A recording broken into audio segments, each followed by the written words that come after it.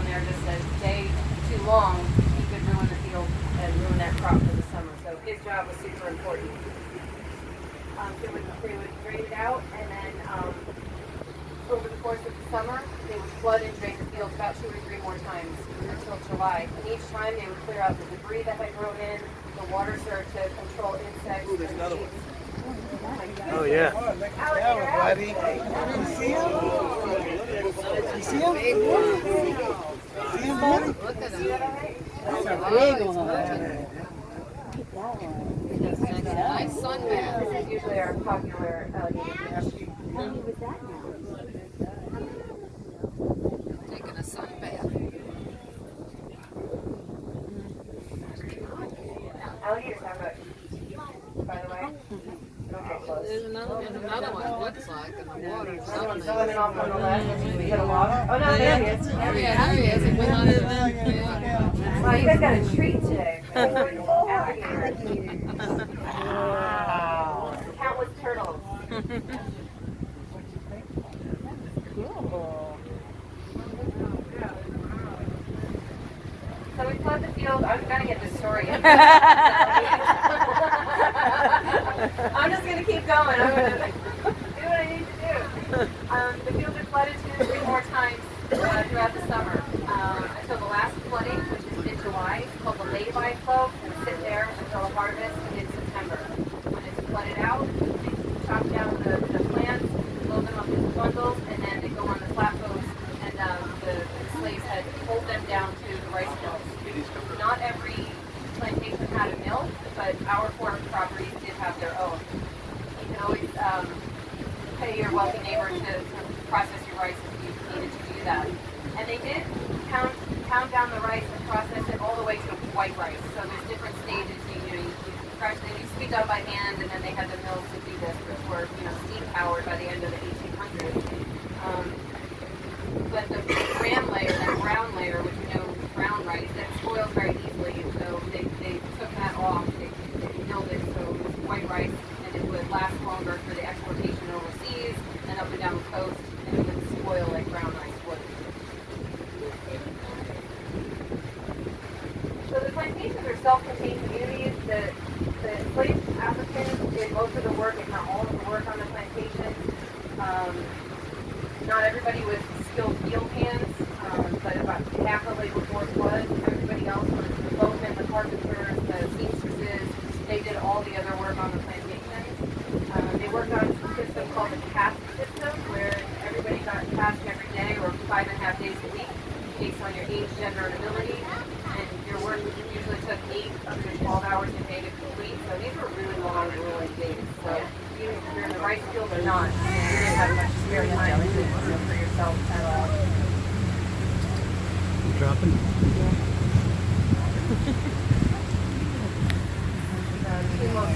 The 2 highest jobs held by the slaves on the plantations were driver.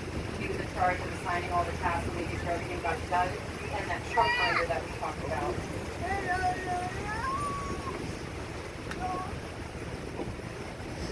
They reported directly to the overseer, who was not a slave. He was generally a European, a white guy, and so he reported directly to the plantation owner, because those guys are traveling up to many of their properties. They need someone on site to handle the day-to-day stuff, and that was the overseer.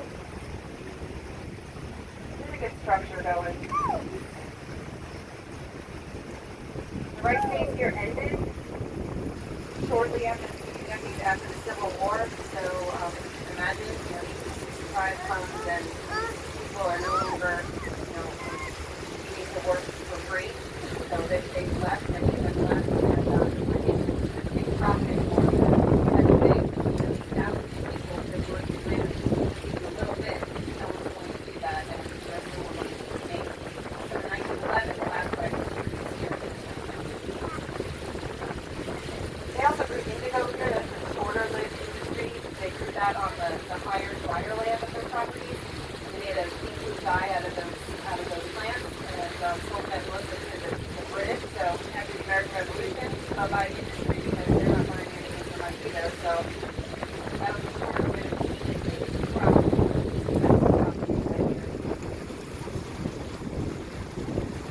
We have white,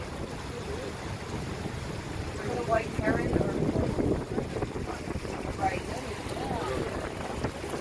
think it's a white heron. Back on Rosemary Plantation. Plantation house, this property. That's where it's provided today. The grass area, and they're right now, it's a little bit farther north from there. This was a home to Joshua John Ward, raised from his family that lived here, all through the Black Ward. He was the most important and the wealthiest rice planter of his time. And he lived here from 1800 to 1853. And when he did a count at 1850, he owned 6 plantations, over 1,000 slaves. That year produced for him 3.9 million pounds of rice. One property, 4 million pounds of rice. That's a lot of chicken, Bob. And they all ate that as a staple crop too, 3 meals a day.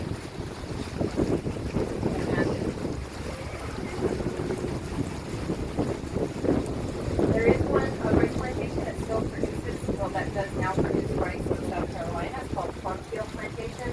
They do not use the system, the process that we just talked about today. They use modern methods of flooding their fields, pumping water. Here's this over on the PG River. They do sell their Carolina plantation rice called here. If you wanted to give that a try, it's on our Keep-Based gift shop. Do a taste test versus Walmart brand and see what you like better. The rice that had evolved from that Madagascar seed to, when the industry was at its peak was called Carolina Gold. And Joshua John Ward was given credit for developing that seed, but of course it wasn't the Africans that did it, so they did all the work. But he was given credit for developing this seed, which was bigger, and it produced more bushels of rice per acre. So more bushels meant more money for them, but he was credited for doing that.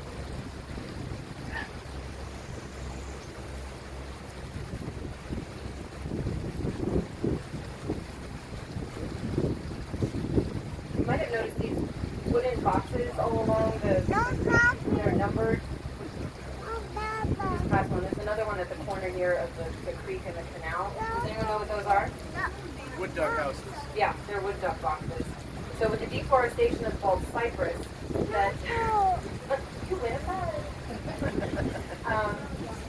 This ruined the habitat for the wood ducks who rely on larger trees and tree cavities for their nesting places. They can't create their own nesting cavities in trees like a woodpecker can excavate, but the ducks can't. And so when the bald cypress went away, there's another box example coming up here on your right. You'll see the wood ducks, the numbers fell because they lost their habitat as well. So conservationists studied what they could do to help bring back the wood ducks and help them feel comfortable nesting. And so they will use these boxes in lieu of the tree. They'll treat it just the same. That oval shape is very specific, and that's the right size and shape for her to fly. She flies in there at full speed. I don't know how she doesn't knock herself out, hitting the back of the box, but it works, and they use it, and it's been quite a successful story here. Their numbers are growing, and we do have a healthy population of the wood ducks now. These are super colorful males. They are skittish, so it's rare that you see them. We saw a female out here the other day, and she's got a very distinct white eye ring. So you see one with a beautiful white eye. That's a female wood duck. So we're in the home stretch. We are opening canal land. This is a man-made canal, whereas the creeks we were on were all natural creeks. This was from the plantation days, but widened when the hunting ships had come in. And the rice field on your left is one of the abandoned rice fields from Woodbury. There is an active park there on the left. This is the only managed field that we have. So we do control the water here going in and out. To control the vegetation, provide safe habitat and food, shelter for our migratory waterfowl and permanent birds that live here. And it's quite good bird watching here. And you have a good look at it from here, but if you take the low country trail, starting from the left off the dock, it'll bring you over to the deck site of the wooden structure over there on about 11 o'clock off the boat on the left. And you can see out across the entire field. It's really beautiful. That trail takes you to the zoo area. So I'm going to open the gate, so please remain seated until we get down. Sign invitation, goodbye.